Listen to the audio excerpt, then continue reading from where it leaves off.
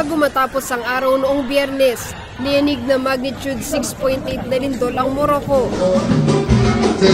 Sa video sa isang wedding ceremony sa Marrakesh na sentro ng lindol, naaktuhan ang pagpapanik ng mga bisita. Sa kuha namang ito ng CCTV, nahuli ang pagbagsak ng bahagi ng gusali.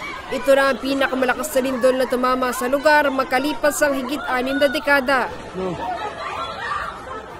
Sa pinakahuling ulat ng Moroccan Interior Ministry, higit 2,000 na ang kumpirmadong patay, 2,400 naman ang sugatan. Tinatayang 4,600 na Pilipino ang nakabase sa Morocco. According to the Philippine Embassy, wala naman pong mga kababayan natin ang naiulat na namatay o nasaktan dahil sa lindol na nagtamo sa Marrakech, Morocco. Let's continue praying for our community there, and of course, let's continue praying for yung mga nasalanta at mga namatay na mga brothers and sisters natin na Moroccans dun po sa lindol na yan. Hinimok ng Embahada ng Pilipinas sa mga apektadong Pinoy na makipag-ugnayan sa kanilang tanggapan. Sa ngayon, nagpadala na ng tulong ang Spain, UK, Qatar at UAE. I respectfully ask the esteemed council to rise and join me in observing a minute of silence.